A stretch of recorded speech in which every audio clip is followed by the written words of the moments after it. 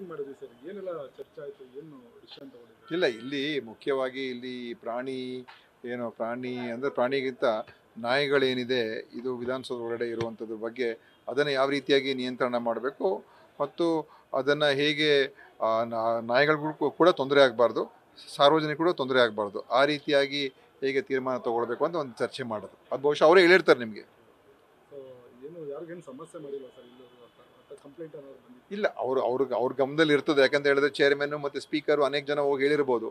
ಇಲ್ಲಿ ಸುಮಾರು ಜನ ಬೆಳಗ್ಗೆ ಹೊತ್ತು ವಾಕಿಂಗ್ ಮಾಡಕ್ಕೆ ಬರ್ತಾರೆ, ಸಾಯಂಕಾಲ ಹೊತ್ತು ಬರ್ತಾರೆ. ಅವರಿಂದ ಕೆಲವು ಮತ್ತೆ ಏನಾಗ್ತದೆ, ಈ ನಾಯಿಗಳೆಲ್ಲ ವಿಧಾನಸೌಧ ಒಳಗಡೆ ಎಲ್ಲ ಓಡಾಡ್ತಾ ಇರ್ತದೆ. ಇಲ್ಲಿ ಯಾವುದೇ ರೀತಿ ನಿಯಂತ್ರಣ ಇರೋದಿಲ್ಲ. ಸಾಯಂಕಾಲ ಹೊತ್ತು ರಾತ್ರಿ ಹೊತ್ತೆಲ್ಲ ಅದೆಲ್ಲ ಇಲ್ಲಿ ಒಳಗೆ ಪ್ರವೇಶ ಮಾಡ್ತದೆ ಅಂತ. ಸೊ ಅದನ್ನು ಅವರ ನಾಯಿನ ಹಿತದೃಷ್ಟಿನೂ ಕೂಡ ಇಟ್ಕೊಂಡು ಹೇಗೆ ಅದನ್ನು ಒಂದು ನಿಯಂತ್ರಣ ಮಾಡ್ಬೋದು ಅಂತ ಒಂದು ಮೀಟಿಂಗ್ ಮಾಡೋದು. ಸಲಹೆಗಳು ನಮ್ದೇನಿಲ್ಲ. ನಮ್ದೇನಂತ ಹೇಳಿದ್ರೆ ಈ ಆ್ಯಂಟಿ ರೇಬೀಸ್ದು ಇದೆಲ್ಲ ಸ್ವಲ್ಪ ಮತ್ತು ವ್ಯಾಕ್ಸಿನೇಷನ್ನು ಅದೆಲ್ಲ ಏನು ಸ್ವಲ್ಪ ಇರ್ತದೆ, ಅದ್ರ ಬಗ್ಗೆ ನಾವು ಹೇಳಿದ್ದೀವಿ. ಮಿಕ್ಕಿದ್ದು BBMP ಅವರು ಪೊಲೀಸ್ ಇಲಾಖೆಯವರು ಕ್ರಮ ತಗೊಳ್ತಾರೆ. ಅದು ಅವರು ಒಂದು ತೀರ್ಮಾನಕ್ಕೆ ಬಂದು ಅದು ಯಾವ ಥರ ಒಂದು ವೈಜ್ಞಾನಿಕವಾಗಿ ಕಾನೂನುಬದ್ಧವಾಗಿ ಮಾಡಬೇಕಾಗ್ತದೆ. ಯಾಕಂದರೆ ನಾಯಿಗಳನ್ನ ನಾವು ಎಲ್ಲೂ ಸ್ಥಳಾಂತರ ಮಾಡೋಂಗಿಲ್ಲ. ಅದನ್ನು ಯಾವ ರೀತಿಯಾಗಿ ಮಾಡ್ಕೊಳ್ಳೋದಕ್ಕೆ ಅದಕ್ಕೊಂದು ಚರ್ಚೆ ಮಾಡಿದ್ದಾರೆ. ಹೌದು, ಇಲ್ಲ, ಅವಕಾಶ ಇಲ್ಲ. ಪೊಲಿಟಿಕಲ್ ಈಗ ಬಾಲಕೃಷ್ಣ ಅವರು ಕೂಡ ಮೊನ್ನೆ ಸಮಾಜ ಡಿಸಿಎಂ ಹೋದಾಗ ಮುಂದಿನ ಸಿಎಂ DK ಶಿವಕುಮಾರ್ ಅಂತ ಹೇಳ್ತಾರೆ. ಹೈಕಮಾಂಡ್ ಹೇಳಿದ್ರು ಕೂಡ ನೋಡಿ, ಇವೆಲ್ಲ ಚರ್ಚೆ ಮಾಡಬಾರ್ದು, ಯಾರು ಕೂಡ ಮಾತಾಡಬಾರ್ದು ಅಂತ ಹೈಕಮಾಂಡ್ ಹೇಳಿದ್ದಾರೆ. ಮತ್ತು ಇದರ ಬಗ್ಗೆ ಅವಶ್ಯಕತೆ ಇಲ್ಲ. ಯಾಕೆ ಇವರೆಲ್ಲ ಮಾತಾಡ್ತಾರೆ ನನಗೆ ಗೊತ್ತಿಲ್ಲ. ಯಾರೂ ಮಾತಾಡಬಾರ್ದು. ಯಾಕೆಂತ ಹೇಳಿದ್ರೆ ಇದು ಸರಿನೂ ಅಲ್ಲ ಮತ್ತು ಇದರ ಅವಶ್ಯಕತೆಯೂ ಇಲ್ಲ. ಸರ್ಕಾರ ಚೆನ್ನಾಗಿ ನಡೀತಾ ಉಂಟು. ನಮ್ಮ CM ಅವರು ಕೂಡ ಒಳ್ಳೆ ಕೆಲಸ ಮಾಡ್ತಿದ್ದಾರೆ. ನಾವೆಲ್ಲ ಜೊತೆಯಲ್ಲಿದ್ದೀವಿ. ಅದರಿಂದ ಇದನ್ನು ಸುಮ್ಮನೆ ನಾವು ಅನಗತ್ಯವಾಗಿ ತಾವೇನೋ ಕೇಳಿರ್ತೀರಾ, ಅವರೇನೋ ಒಂದು ಹೇಳ್ತಾರೆ, ಅದು ಸುದ್ದಿ ಏನು ಬೇರೆ ಥರ ಆಗ್ತದೆ. ಇದು ಯಾವುದೇ ರೀತಿಯ ಗೊಂದಲನೂ ನಮ್ಮಲ್ಲಿಲ್ಲ, ಯಾವುದೇ ರೀತಿಯ ಭಿನ್ನಾಭಿಪ್ರಾಯಗಳು ನಮ್ಮಲ್ಲಿಲ್ಲ. ಎಲ್ಲ ಒಗ್ಗಟ್ಟಾಗಿ ಕೆಲಸ ಮಾಡ್ಕೊಂಡು ಹೋಗ್ತಾ ಇದ್ದೀವಿ. ಅದರಿಂದ ಇದು ಅನಾವಶ್ಯಕವಾಗಿ ಇದು ಕೆಲವರು ಹೇಳಿಕೆಗಳಿಂದ ಆಗ್ತಾ ಇದೆ. ಈ ಹೇಳಿಕೆಗಳನ್ನು ನಿಲ್ಲಿಸಬೇಕು ಅಂತ ನಾನು ಅವರಲ್ಲಿ ಮನವಿ ಮಾಡ್ತೇನೆ. ಅದು ಹೈಕಮಾಂಡ್ ಯಾರು ಬೇಕಾದ್ರೂ ಭೇಟಿ ಆಗ್ಬೋದು, ತಪ್ಪೇನಿಲ್ಲ, ಒಳ್ಳೇದು. ಯಾರು ಬೇಕಾದ್ರೂ ಭೇಟಿ ಆಗ್ಬೋದು. ಅದು ಆಂತರಿಕ ಪ್ರಜಾಪ್ರಭುತ್ವ ಇದ್ದೇ ಇರ್ತದೆ.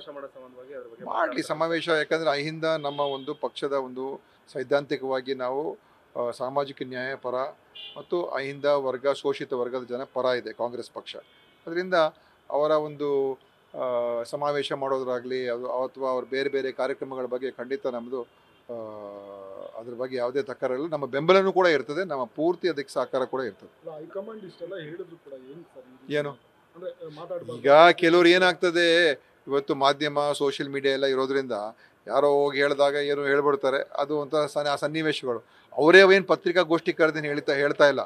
ಎಲ್ಲೋ ಕಡೆ ಹೋಗಿರ್ತಾರೆ, ತಾವು ಕೇಳ್ತೀರ, ಅವ್ರೇನೋ ಹೇಳ್ತಾರೆ ಅಷ್ಟೇ. ಬಿಟ್ಟರೆ ಬೇರೆ ಇದು ಈ BJPಯಲ್ಲಿ ಆಗ್ತಾ ಉಂಟಲ್ಲ, ಅದು ನಮ್ಮಲ್ಲಿ ಆಗ್ತಾ ಇಲ್ಲ. ಇದು ಕೆಲವರು ಒಂದೊಂದು ಸಲ ಹೇಳಿಕೆಗಳು ಕೊಡ್ತಾ ಇದ್ದಾರೆ ಹೊರತು ನಮ್ಮಲ್ಲಿ ಯಾವುದೇ ರೀತಿಯ ಶಾಸಕಾಂಗದಲ್ಲೂ ಕೂಡ ಭಿನ್ನಾಭಿಪ್ರಾಯ ಇಲ್ಲ ಮತ್ತು ಪಕ್ಷದಲ್ಲೂ ಕೂಡ ಇಲ್ಲ. ನವೆಂಬರ್ ತಿಂಗಳಲ್ಲಿ CM ಬದಲಾಗ್ತಾರೆ ಅಂತ 6 ವರ್ಷಕ್ಕೆ ಹೇಳ್ತಿದ್ದಾರೆ ಸರ್. 6 ವರ್ಷಕ್ಕೆ ಅವ್ರದ್ದು ಕುರ್ಚಿ ನೋಡ್ಕೊಳ್ಳಿ ಸಾಕೀಗ. ಅವ್ರ ಮುಂದೆ ಏನಾಗುತ್ತೋ ಅವ್ರಿಗೆ ಗೊತ್ತಿಲ್ಲ. ಅವ್ರ ಪಕ್ಷದಲ್ಲಿ ಅವರೇ ಮುಂದೆ ಇರ್ತಾರೋ ಇಲ್ವೋ ಗೊತ್ತಿಲ್ಲ, ವಿರೋಧ ಪಕ್ಷ ನಾಯಕರಾಗಿ. ಸುಮ್ಮನೆ ಯಾಕೆ ಇದೆಲ್ಲ ಭವಿಷ್ಯವಾಣಿಗಳು ನೋಡಿಬೇಕು? ಪರಮೇಶ್ವರ್ ಸಾಹೇಬ್ರು ಹೇಳಿದ್ರಲ್ಲ, ಅಶೋಕ್ ಅವ್ರಿಗೆ ಈ ಥರ ಭವಿಷ್ಯವನ್ನು ಒಂದು ನೋಡೋದಕ್ಕೆ ಯಾವಾಗ ಶಕ್ತಿ ಭಗವಂತ ಕೊಟ್ಟಿದ್ದಾರೋ ಗೊತ್ತಿಲ್ಲ ಅಂತ ಅವರೇ ಹೇಳಿದ್ದಾರೆ. ಅದರಿಂದ ಈಗ ಅವ್ರಿಗೂ ಮನೆ ಸರಿ ಮಾಡಿಕೊಂಡ್ರೆ ಅಶೋಕ್ ಅವರು ಗಮನ ಕೊಟ್ಟರೆ ಒಳ್ಳೆಯದು. ನಾವೆಲ್ಲ ಚೆನ್ನಾಗಿದ್ದೀವಿ.